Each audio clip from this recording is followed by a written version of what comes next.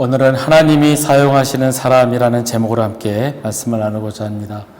오늘 말씀 마태복음 11장 25절에서 30절 말씀입니다. 제가 봉독하겠습니다. 그때 예수께서 대답하여 이르시되 천지의 주제이신 아버지여, 이것을 지혜롭고 슬기 있는 자들에게는 숨기시고 어린아이들에게는 나타내심을 감사하나이다. 옳소이다. 이렇게 된 것이 아버지의 뜻이니이다. 내 아버지께서 모든 것을 내게 주셨으니 아버지 외에는 아들을 아는 자가 없고 아들과 또 아들의 소원대로 계시를 받는 자 외에는 아버지를 아는 자가 없느니라. 수고하고 무거운 짐진 자들아, 다 내게로 오라. 내가 너희를 쉬게 하리라. 나는 마음이 온유하고 겸손하니 나의 멍에를 메고 내게 배우라.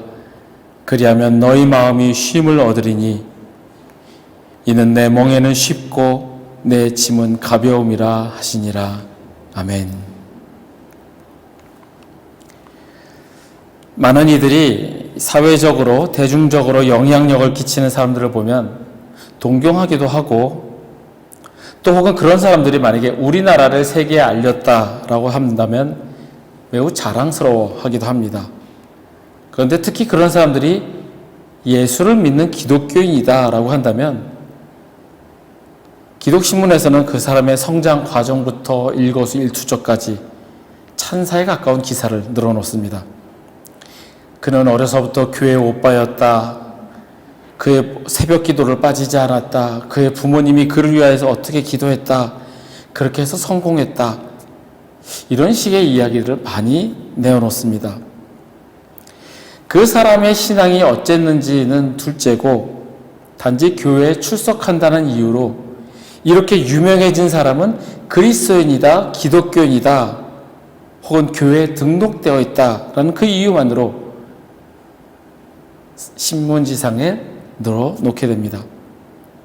물론 그리스도인으로서 정말 바르게 하나님이 주신 재능을 잘 사용하는 사람들도 있지만, 반면에 그냥 무늬만 그리스도인으로 세상 사람들과 전혀 다르지 않게 살아가는 사람들도 있습니다. 그런 사람들을 볼 때 하나님께서 사용하시는 사람들은 어떤 사람일까 생각을 하게 되었습니다.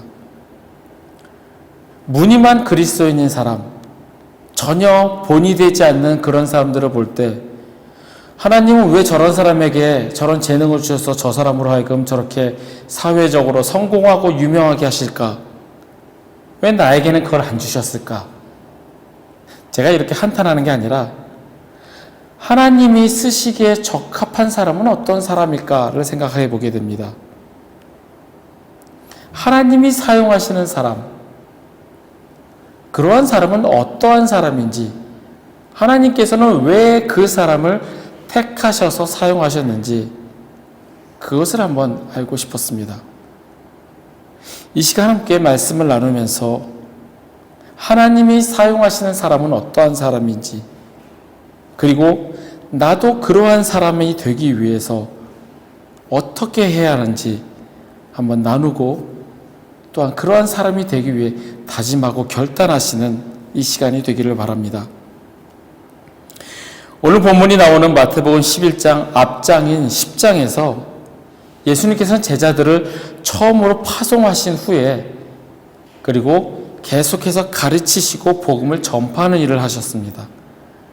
예수님께서 가르치시고 복음을 전파하실 때 회개하고 주님을 따르는 사람들도 생겨났지만 예수님을 대적하는 세력들도 늘어났고, 그들의 적대적인 태도는 다양한 양상으로 생겨났습니다. 예수님께서 가르치심을 통하여 복음을 대적하는 자와 받아들이는 자들에 대해서 말씀하시는 것이 오늘 본문 말씀입니다.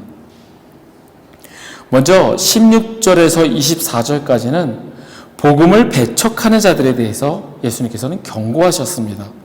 그들은 예수님을 향하여 먹기를 탐하고 포도주를 즐기는 사람이며 세리와 죄인의 친구다라고 조롱하고 비판하였습니다. 이에 예수님께서는 그들을 향하여 심판날에 소돔 땅이 너보다 견디기 쉬우리라 라고 저주하셨습니다. 그리고 25절에서 35절을 통하여서 복음을 받아들이는 자들에 대해서는 초청과 권유의 말씀을 주십니다. 복음을 배척한 자들과 복음을 받아들인 자, 이 두 부류에 대해서 예수님은 어떻게 그들을 표현하시냐면 지혜롭고 슬기 있는 자, 그리고 어린아이들, 이렇게 표현하십니다. 복음을 배척한 자들이 과연 누구일까요? 지혜롭고 슬기 있는 자들을 복음을 배척한 자들이라 표현하십니다. 그리고 어린아이들은 복음을 받아들이는 사람들입니다. 우리는 지혜롭고 슬기 있는 자들, 똑똑하고 사회적으로 명망 있는 사람들, 이러한 사람들을 하나님이 쓰실 거라고 생각을 합니다. 저는 예전에 그렇게 생각을 했었습니다. 성경에서 사도 바울을 보면서 그렇게 생각을 했습니다. 바울하면 어떤 사람입니까? 훌륭한 가문에 로마 시민권을 지녔고 가말리엘이라는 최고의 랍비에게서 배웠으니 이러한 사람을, 물론 이 사람이 예수님을 배척하였지만 그 사람의 실력과 능력 때문에 하나님께서 그를 변화시키시고 그를 쓰셨다라고 생각을 했습니다. 실력과 능력이 있기 때문에 하나님께서 그를 만지시고 그를 변화시키셔서 그를 쓰셨다라고 생각을 했습니다. 그래서 예전에는 청년들에게 이 바울의 이야기를 하면서 실력과 능력을 쌓기 위해 노력을 해라. 하나님이 쓰신다. 왜냐하면 변화되는 것은 하나님이 변화시키시기에 실력과 능력을 쌓아놓으면 하나님이 너희를 변화시키셔서 쓰실 것이다. 세상에 많은 영향력 있는 그리스도인들을 보면 실력과 능력이 있는 사람들이다. 그렇게 생각을 했었습니다. 그런데 이제는 그게 아니란 걸 깨닫습니다. 하나님께서 사용하시는 사람은 지혜롭고 슬기 있는 사람이 아니라 어린아이와 같은 겸손하고 순수한 마음을 지닌 사람들이라는 겁니다. 지혜롭고 슬기로운 사람들은 스스로 만족하고 스스로 지식과 지혜가 충만하다고 여기는, 그래서 주님의 가르침마저 거부하는 사람들입니다. 오늘 본문에 나오는 서기관과 바리새인들입니다. 성경을 줄줄줄줄 외우고 있고 하나님의 율법을 철저히 지키며 살고 있으니 이러한 나를 하나님이 사용하실 것이다 착각을 합니다. 반면에 어린아이들은 자신이 무지하고 내 힘으로 할 수 없으니 부모에게만 의존할 수밖에 없는, 그렇게 하나님에게만 의지하고 하나님의 도움만을 구하는 자들입니다. 즉, 자기가 가진 지혜와 지식으로 하나님의 뜻을 판단하는 것이 아니라 하나님의 말씀을 액면 그대로 받아들이는, 그리고 그 말씀에 순종하는 사람들이라는 겁니다. 똑똑하고 잘난 사람을 하나님께서 사용하시는 것이 아니라 무식하게 하나님의 뜻에 순종하는 사람을 하나님께서는 사용하십니다. 예수님께서 제자들을 택하실 때도 이 원리에 적용이 되었습니다. 율법에 정통하고 율법을 지키기 위해서 정말 세세한 것까지 따지는 서기관과 바리새인들을 예수님께서는 택하신 것이 아니라 그저 갈릴리 출신의 어부들을 택하셨습니다. 스스로 똑똑하다, 지혜롭다, 나는 너희와 다르다, 나는 구별된 사람이다, 스스로를 여기고 이해하고 깨달았다고 생각했던 그 사람들을 예수님께서는 택하시지 않으셨습니다. 그저 갈릴리 출신의 어부들, 손가락질 받던 죄인들, 그러한 사람들을 택하셨습니다. 베드로가 예수님을 향하여 이렇게 고백을 하였습니다. 주는 그리스도시요 살아계신 하나님의 아들이십니다. 그랬을 때 예수님께서는 그에게 하신 말씀이 이것을 알게 하니 이는 너의 혈육도 아니고 하나님께서 이를 알게 하셨다라고 말씀하셨습니다. 너는 무식하고 모를지라도 하나님께서 알게 하셨다. 이러한 사람을 하나님께서는 쓰시고 예수님께서는 택하셨다라는 겁니다. 바울을 하나님께서 택하신 이유도 그가 똑똑하고 지혜로서가 아니었습니다. 하나님의 뜻이라면 절대적으로 따르고 순종하는 그러한 믿음이 있는 사람이었기에 하나님께서는 그를 택하셨습니다. 우리가 하나님이 사용하시기에 택함을 받으려고 한다면 이러한 바울과 같은 순종의 결단이 있어야 합니다. 하나님의 뜻과 계획과는 상관없이 내가 하고 싶은 대로 하면서 우리는 하나님께 순종할 수 없습니다. 먼저 하나님의 뜻을 생각해야 합니다. 그것이 순종의 길입니다. 순종은 내가 먼저 알고 이해하고 따르는 것이 아니라 주님의 뜻이라면 이해되지 않아도 알 수 없어도 따르는 것입니다. 먼저 내가 이해하고 알고 깨달은 다음에 순종하겠다라는 것은 내가 그만큼 지혜롭고 지식 있고 나는 그만큼 알고 있는 사람이기에 그렇게 한 다음에 내가 순종하겠다. 이것은 교만의 마음입니다. 알게 하시는 이도 깨닫게 하시는 이도 하나님이시기 때문에 우리는 내가 알지 못하고 이해하지 못하고 깨닫지 못하더라도 그저 순종하는 것, 그것이 어린아이와 같은 겸손하고 순수한 마음이라는 겁니다. 우리에게 이러한 마음이 있기를 바랍니다. 내가 가진 지식과 지혜로 이해하고 깨닫고 그렇게 해서 하나님의 뜻을 내가 재단하는 것이 아니라 단순하게 주님을 따르는 삶, 겸손하게 주님의 말씀에 순종하는 삶을 살아가기를 주의 이름으로 축복합니다. 신앙생활을 하면서 순종이라는 말을 참 많이 합니다. 왜 그렇게 순종을 강조할까? 인간은 생각하는 동물이고 하나님께서는 스스로 생각하고 움직일 수 있는 그러한 자유의지도 주셨는데 왜 계속 순종하라 하실까? 순종이 뭘까? 그렇게 생각하지 않을 수 없습니다.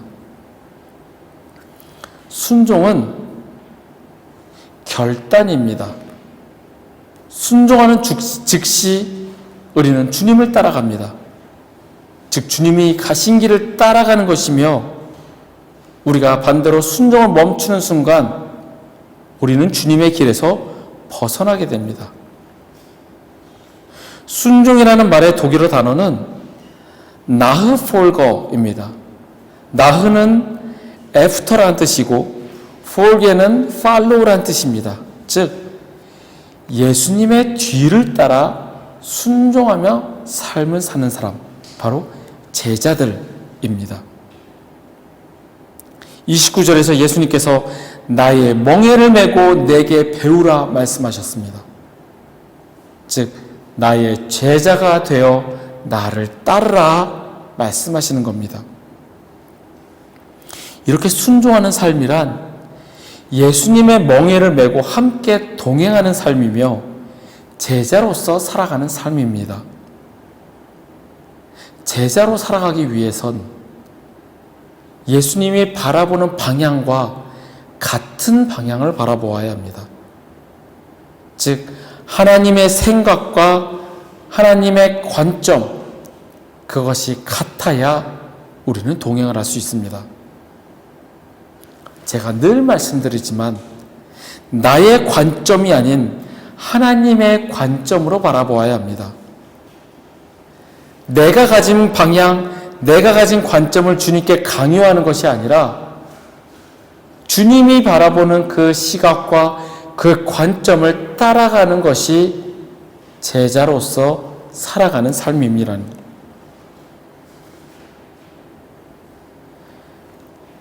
근데 우리는 안타깝게도 늘 나 중심의 관점에서 바라봅니다. 예를 들어서 나에게 안 좋은 일이 생길 때 혹은 어렵고 힘든 일이 닥칠 때 우리는 이렇게 생각합니다. 하나님이 더 좋은 것을 주시려고 이렇게 하는 겁니다. 나에게 감당할 만한 시험을 주시는 분이 하나님이십니다. 네, 맞습니다. 하나님께서는 우리에게 감당할 만한 시험을 주시고 우리에게 더 좋은 것을 주시려는 아버지의 마음을 가지신 분이십니다. 하지만 이렇게 하나님은 긍정적이면서 나에게 무조건 좋은 것, 그런데 그 좋은 것이 무엇이냐?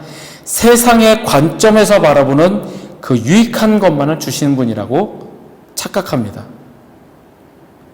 제가 애둘러 이야기하지만 적나라하게 이야기한다면 하나님은 나에게 돈과 명예와 권력만을 주시는 세상이 부러워하는 것만을 주시는 분이라 우리는 그렇게 착각합니다. 세상적인 욕심을 이루는데 하나님을 이용합니다. 긍정의 힘이란 책과 설교를 통해서 지나치게 낙관적이고 긍정적인 것만을 심어준 매우 잘못된 현상이라고 저는 생각을 합니다. 지금 이렇게 고생하지만 결국에는 하나님께서 복의 복을 주실 것입니다. 회개 없이, 나를 돌아봄 없이 하나님의 시각이 아닌 오직 나의 시각으로 긍정적인 것, 이득적인 것만을 바라보게 됩니다. 하나님이 이를 통하여 나를 징계하시는지 혹은 이 과정들이 나를 깎으시고 연단시키시는 훈련의 과정인지 나를 깨닫게 하시려는지 그러한 모든 것은 나의 눈을 가려버리고 하나님의 관점에서 바라보지 않고 오로지 나의 관점에서 인간적인 나의 유익만을 생각하며 그렇게 우리는 기도합니다. 하나님의 관점에서 하나님이 무엇을 원하시는지, 무엇이 하나님을 기쁘게 하시는지 그런 건 전혀 생각하지 않은 채 단지 나의 이득과 나의 안위만을 생각하며 세상적인 유익만을 기다리며 그렇게 하나님이 주실 것이다 라고 우리는 착각한다라는 겁니다. 우리가 성령님의 인도하심 가운데 하나님께 순종하면 상황을 보는 우리의 관점이 바뀝니다. 성령님이 우리를 인도하시고 우리가 하나님께 순종하면 나의 관점이, 나의 시각이 바뀐다라는 겁니다. 나에게 이러한 일이 생겼을 때 내가 성령님의 인도하심을 따라 하나님께 순종하고 나아간다면 이 상황이 나에게 왜 벌어졌는지, 하나님은 이것을 통하여 나를 무엇을 깨닫게 하시려는지 우리는 알게 된다는 겁니다. 그런데 그런 것 없이 내 욕심만 생각한다면 좋은 것을 주실 거야, 더 좋은 것을 주시는 분이셔, 하나님은 나에게 감당할 만한 시험을 주셔, 괜찮아, 나는 잘할 거야, 이겨낼 거야 라고 우리는 스스로를 위로합니다.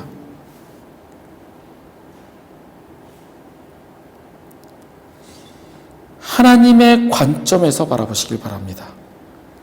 관점이 변하지 않으면 하나님의 계획은 우리 마음 가운데 없고 단지 나의 계획과 나의 욕심과 나의 기대만이 가득합니다.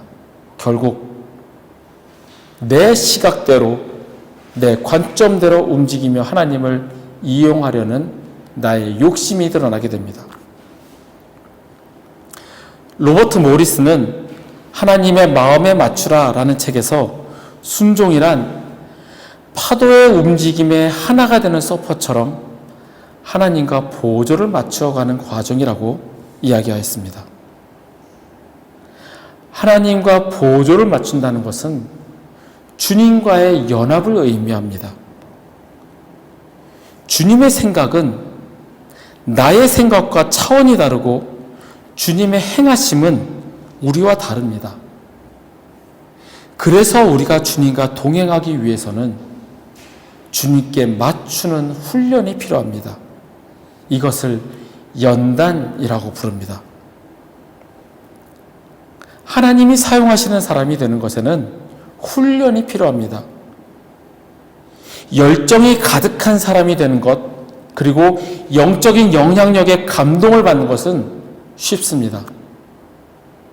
찬양을 부르며 감정이 풍부한 사람은 그 찬양에 눈물을 흘리고 쉽게 감동을 받습니다.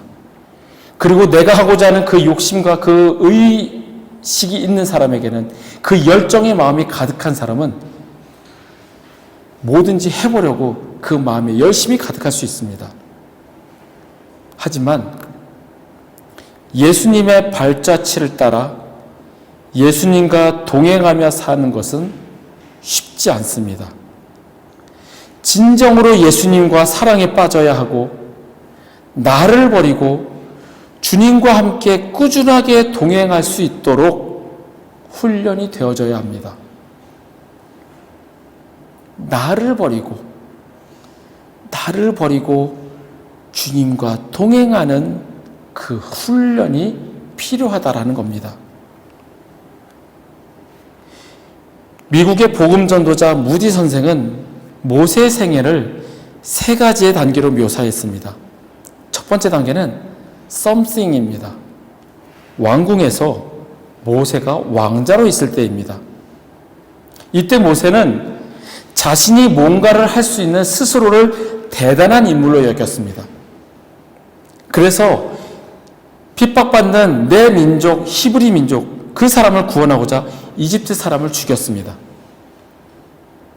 예수님이 말씀하셨던 지혜롭고 슬기 있는 사람입니다. 내가 스스로 지혜롭고 내가 스스로 능력 있는 사람으로 여길 때가 바로 왕궁에서 왕자로 있었던 something의 단계입니다. 두 번째 단계는 nothing의 단계입니다. 모세가 애굽에서 도망 나와서 광야에서 40년간 목자로 있을 때입니다. 광야에서 단지 양을 치는 그런 목자로 살면서 자기 자신이 아무것도 아닌 부족한 사람이라는 것을 깨닫는 시기가 바로 이 nothing의 단계입니다. 이러한 훈련의 과정을 통하여서 something에서 nothing으로 변화됩니다. 그리고 마지막 세 번째에서 everything의 단계로 변화됩니다. 이 단계는 그의 인생의 절정기이며 하나님이 그를 들어 쓰시는 기간입니다. 이때 모세는 나는 아무것도 아닌 자라 할지라도, 나는 아무것도 아닌 자이지만 하나님이 들어 쓰신다면, 전능하신 하나님이 들어 쓰신다면 그러한 everything 권능자가 될 수 있다는 것을 그는 깨달은 상태입니다. 하나님께서 사용하시는 모든 사람들을 보면 처음에는 지극히 평범한 질그릇에 불과하였습니다. 하지만 나를 비우고 하나님만 의지하는 사람이 되었을 때 그들은 하나님의 보배를 담은 질그릇으로 성화되었습니다. 결국 나는 부족한 종임을 인정하고 하나님 앞에 순종하기로 결심하고 주님과 동행할 때 하나님께서는 나를 사용하십니다. 내가 뭔가 할 수 있다고 스스로를 대단한 인물로 여긴다면 단지 그는 지혜롭고 슬기 있는 사람일 뿐입니다. 순종하는 삶이란 주님과 동행하는 삶이며 제자로서 살아가는 삶입니다. 제자로서 살아가기 위해서는 하나님과 같은 생각과 같은 관점을 가져야 동행이 가능합니다. 나의 생각과 관점은 아무것도 아닌 내게 유익하던 모든 것을 다 해로 여기며 배설물로 여기는, 그래서 나의 생각을 다 버리고 하나님의 관점으로 바라봤던 바울 사도처럼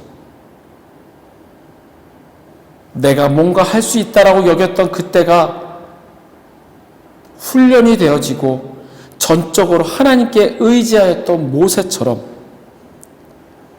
그렇게 될 때 하나님께서는 사용하신다라는 겁니다.